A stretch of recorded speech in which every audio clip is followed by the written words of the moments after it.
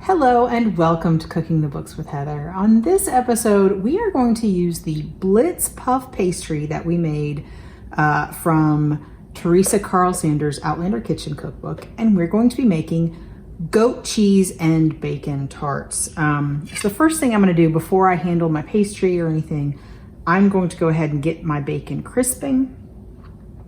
So I've got some thick sliced bacon here, and she says to slice it across in 1/4 inch thick strips. So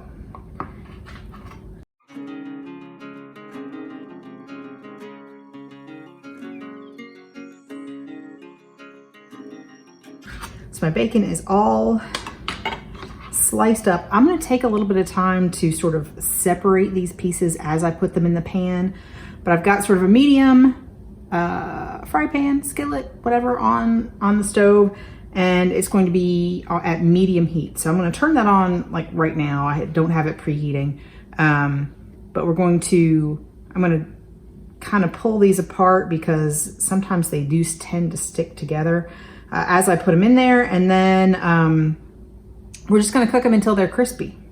So, okay, so my bacon is cooking. It's going to take a little while. I started about 5 minutes ago and it's barely cooked. So what I'm going to do is get the rest of it's not really a filling, it's more of a topping in this bowl, and just it'll be ready for the bacon. So we've got some goat cheese here because yes, it is a goat cheese and bacon tart. So I think this is a little more than I need. So 1 second. I'm just going to weigh it out here rather than guesstimate.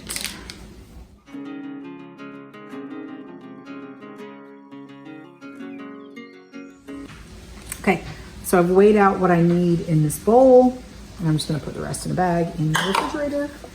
We've got the goat cheese, we've got our bacon still frying, and all we need to add to this is some lemon zest.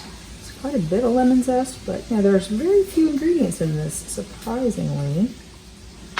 And we've got some poppy seeds, quite a lot of poppy seeds. And we're gonna put a little bit of olive oil in here.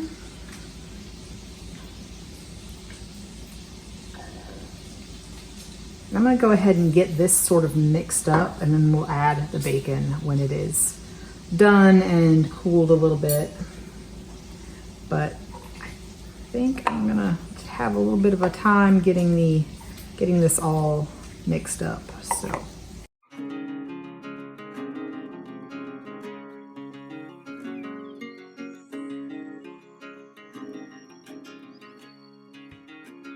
I think this is as good as I'm gonna get for right now. That goat cheese will get a little bit easier to stir as it comes a little bit closer to room temperature, so I'm gonna let that happen while we finish frying the bacon. While that's finishing, I'm gonna go ahead and get set up to roll out my dough. And this I'm just gonna set aside and let it come up to a little bit more room temperature so that we can stir it a bit more. I did just start my oven. It is preheating at 400 degrees.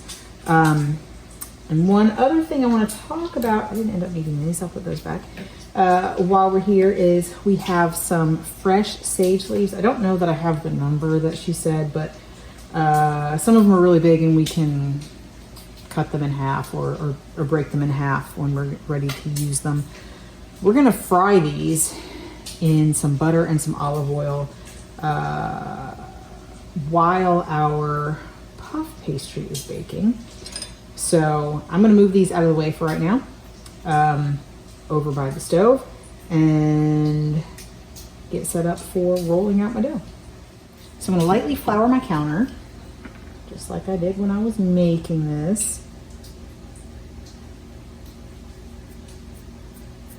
And we're going for a 16 by 16 square, so I'm just trying to make sure I have at least that much. In case I need it. And this is my Blitz Puff pastry that has been in the freezer. I made it couple weeks ago at this point, just because I've been planning on using it that weekend and life happened. So this is half of that recipe, so just one piece. Put a little bit on here, put a little bit on my rolling pin, and okay. I'm gonna move this because otherwise I will, in fact, knock it over, I'm positive. I'm gonna be trying to roll this out just into a 16-inch square. So I'm not going for a particular thickness. I mean, I want it to be, you know, evenly rolled out, but I guess we'll see the thickness when we get the size, but I have to keep checking my bacon.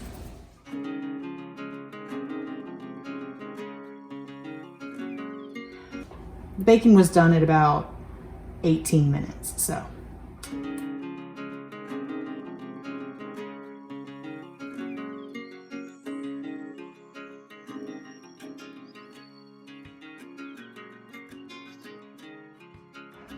I'm gonna call this good. Vaguely square, almost the right size. But now we need to let this rest. I'm gonna cover it with our plastic wrap, which I don't think will actually cover it. I'll need to get another piece. And we're gonna let it rest for 10 minutes. So this will keep it from drying out while it rests. She says if you don't do this step, it will kind of shrink up on itself. So while this happens, while this is resting, I'm going to mix the bacon into the rest of the filling.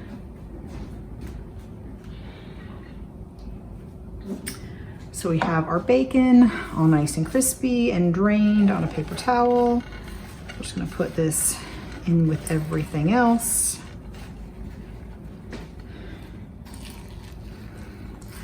Do our best to mix that up. I might need to get a regular, like, big spoon.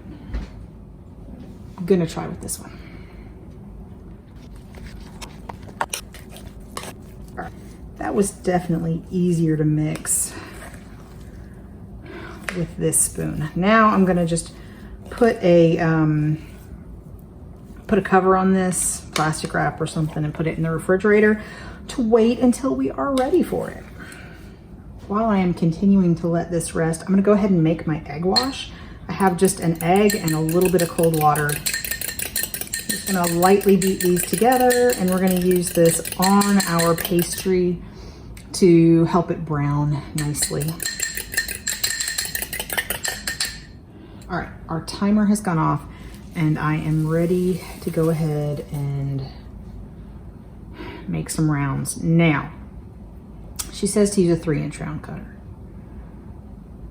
and that you're supposed to get 36 rounds out of a 16 by 16 piece of dough. And the math didn't work for me.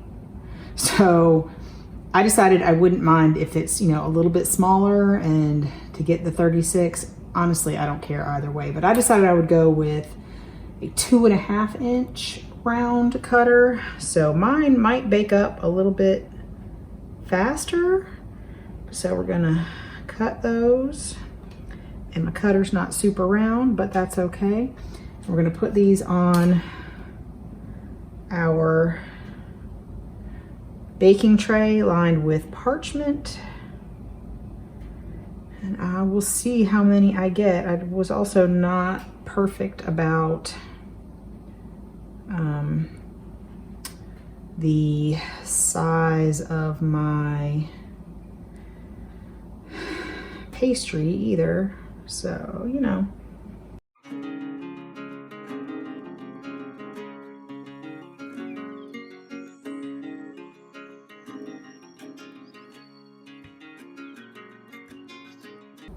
Okay, that'll have to do.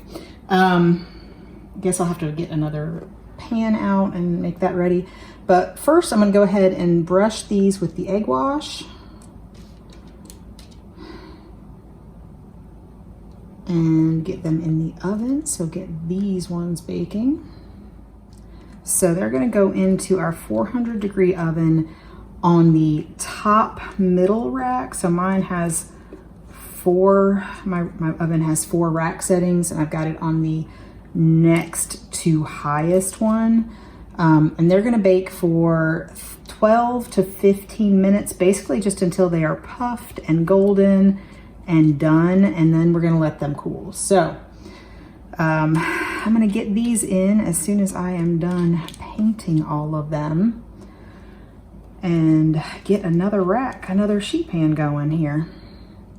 All right, since mine are definitely a little bit smaller, I'm gonna set my timer for 12 minutes and check them then, and we'll see.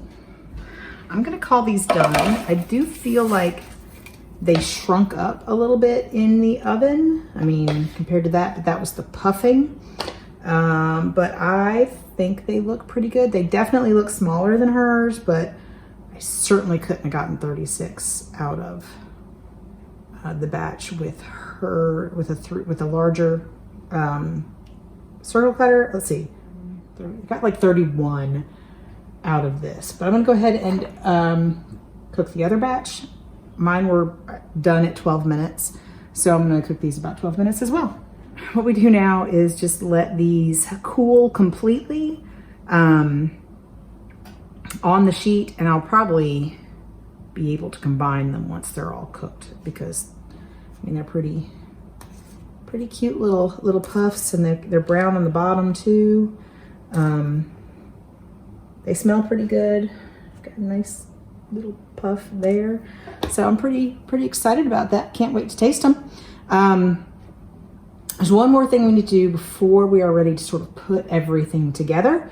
And I think I'm just gonna show you a little bit of that on one camera. So while we wait for these to cool and everything else, I'm gonna go ahead and do that and show you what we need to do there. And then we'll come back here and put it all together. And when everything else is done, it only takes about 5 more minutes. So we'll show you the next step in just a second. So the butter has started to go poppy, bubbling up a little bit. So I'm ready to put some of my sage leaves in here and get them frying.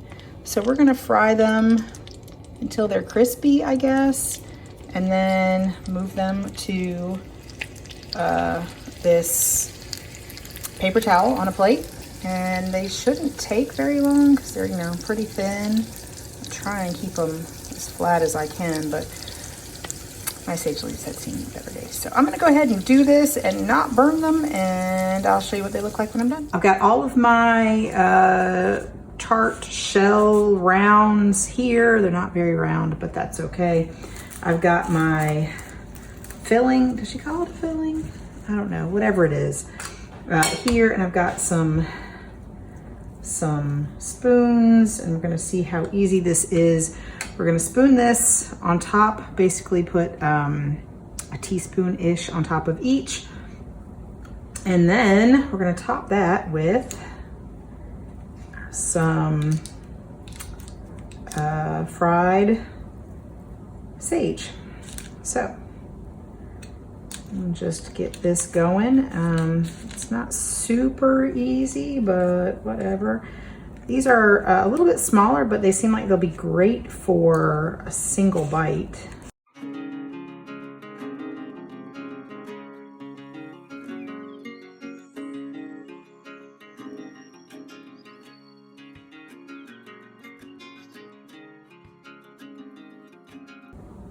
Okay, so I have put a little bit of stuff on all of them, and now I'm just going to top each one with some of my fried sage.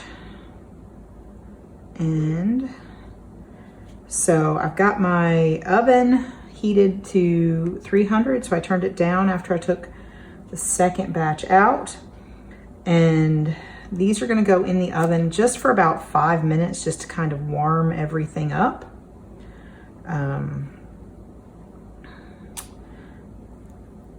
And then they will be ready to eat. So I'm gonna Didn't use quite all of my mixture, but that's okay. I think it'll be great on like some toast or something. I don't know. I like goat cheese a lot.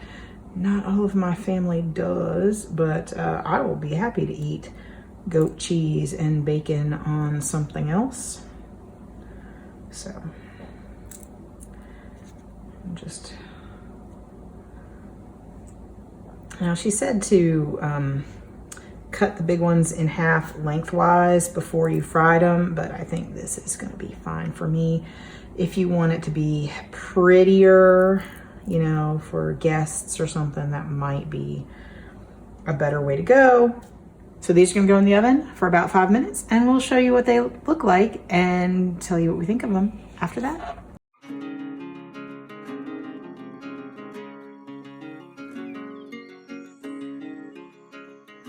On this episode of Cooking the Books with Heather, you watched me make goat cheese and bacon tarts from Teresa Carle-Sanders' Outlander kitchen cookbook. And this was an interesting recipe. I personally really like goat cheese.